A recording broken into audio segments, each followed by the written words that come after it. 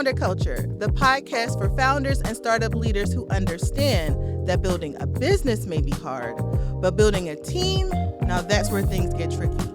I'm Romaine, right? Founder of Just Right Consulting LLC and creator of Thrive or Derive. In every episode, I take one real team issue, break down the behaviors driving it, and provide strategies on how to fix it. Welcome to the show. So today's episode is called They're Holding Us Back, but I Feel Bad Letting Go. Now, for this last episode of season 1, I want to call back to the first episode, I Feel Like I Have to Do Everything Myself. Now, in that episode, I challenged founders and leaders to delegate and trust their teams, even when stakes are high. I said that often what looks like underperformance is really a lack of trust in your team. I also said that reactive micromanagement creates dependence and it keeps capable people from doing the jobs that you hired them to do. And guess what? All of that is true. It's still true. And the feedback I received from that episode was very telling. I got messages, comments, even calls and texts from leaders and founders saying, "Thank you so much for calling that out. I didn't realize I was doing that." I also got messages and feedback from team members saying, "Thank you for labeling that. I didn't know what it was that was going on, but this is exactly what I was experiencing." I also got a question that I really just can't ignore. And that question is, what happens or what do I do when underperformance really is underperformance? What happens when I've done the delegating, I've done the coaching, I've given the feedback, and it's still not working? You can talk about trusting your team when they're actually doing the job. But when they're not, it's a lot harder to have that conversation. So that's what we're going to talk about today, that challenge. The challenge of loving your team or knowing someone on your team isn't showing up, but you like them. So you really don't take action or you don't know what action to take. Maybe they've been with you from the beginning. Maybe you had some rough times and they stuck around with you and you feel a sense of loyalty to them. Or maybe they just have a great reputation in your industry. They're well known, and having them on your team gives your business credibility. Any of those reasons are the wrong reason to keep someone around. Those reasons for keeping someone around doesn't strengthen your business. It can actually weaken your business. And so we need to think about what's going on. What makes me keep someone around and maybe even not take action when I know they're just not meeting the need, they're not meeting expectations, they're not following through. The behavior underneath of all of this that makes us hold on to people and things that really don't serve us is called attachment bias. That's when our judgment and decision-making is clouded by our personal connections or attachments or even interests in someone or something. So this can be beyond just people. It can be to systems, products. When we've invested a lot of time and money into something and it's not working, but it's like, but it's got to work.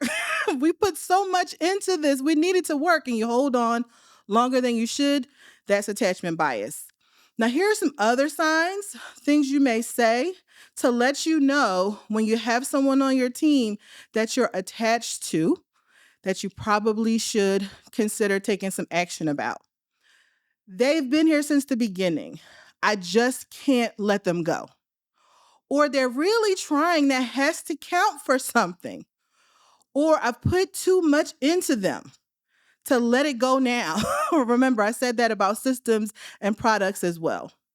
Maybe they're bringing visibility to the brand. We need them, right? I can't let them go. They're a star. Clients come to us just because they work here. We can't let them go, even though they're not performing. And then lastly, they just need a little more time to figure things out. Time doesn't make all things better. And so we're going to talk about how to fix this. Now, before I get into the reset, I want you to know that when you're operating in attachment bias, It actually frustrates your team. Think about it. Who's doing the work that person isn't doing? Everyone's got to work harder. Everyone gets more frustrated, and it's quietly chipping away at the trust that you're working so hard to build when you're caught up in attachment bias. It also drains the resources that could be fueling your team and taking your business to the next level. You may not think that it's affecting your bottom line, but indirectly, the extra time and resources you have to put into closing the gap between what they're supposed to be doing and what they're not doing, it costs you time, money, and effort. So, what's the reset here? Some may say just fire them. And that could work. That could be a solution, but it's not always the best solution.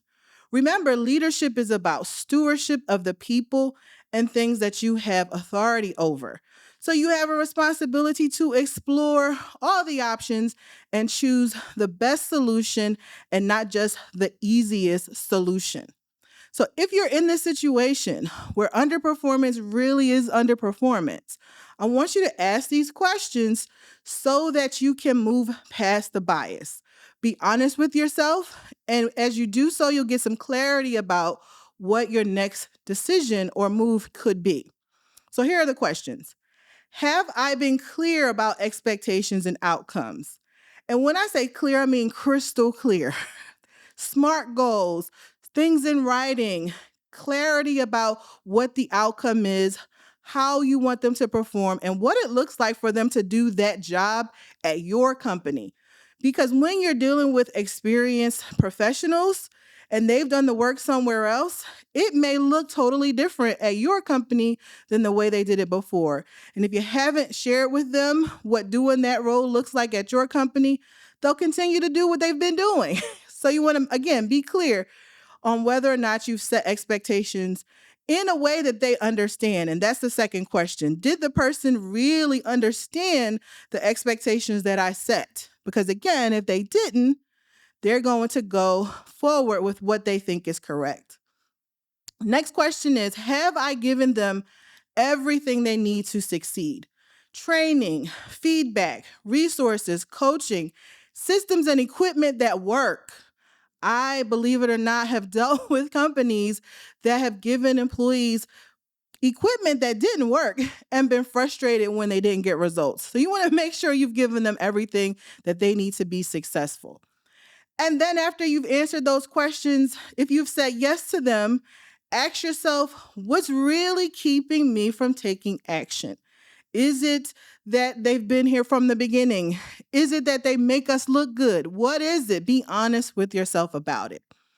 Now, once you know, you've got that clarity behind all of the things I just went through on those questions and why you're holding on to them, think about what your next step would be. Again, some may say just fire them, but there's other options. So let me quickly go through a few things you could do instead so you can make the best decision in your situation. One thing you could do is reassign them. Maybe there's a role or function within your company that's a better suit for them than what you've had them been doing. Maybe you could rescope them. Maybe their work is too broad and you need to center it or make it more narrow. Maybe you realign. That means you sit down together and reevaluate or rediscuss those expectations that you set in the beginning, right? To make sure, like I asked in those questions, is it clear and do they understand it? Maybe you redeploy them. So that means, particularly for those folks that make your business look good or are stars in your industry, maybe instead of being full-time employees, they're on a more contract basis or they're project based, right? Instead of being a full-time employee. So you can still get the benefit of having them on your team, but they also have bandwidth to pursue other things. And then if none of those works and you choose to release them, do so with clarity and respect. That means they should know why you're letting them go. It shouldn't be a surprise. and there's mutual respect as you leave. And if they don't show that respect back, it's okay. At least you've done it with respect and a clear conscience. Now, I've gone over the challenge, the behavior, the reset. What do I want you to take away from this? Know that when you make decisions that protect the health of your team, even when they're uncomfortable, you are creating the kind of culture where your best people can thrive and shine. Sometimes the kindest, most courageous thing you can do is cut something or someone loose. If you missed episode 1, I feel like I have to do everything myself. Go back and watch that because that's the other side of this conversation and it sets the tone for the conversation that we just had today. And if you're ready to build your team in a way that allows you to trust them, that allows you to delegate confidently, and allows you to lead without burnout, connect with me through the links in the show notes. And until season 2, build trust and results will follow.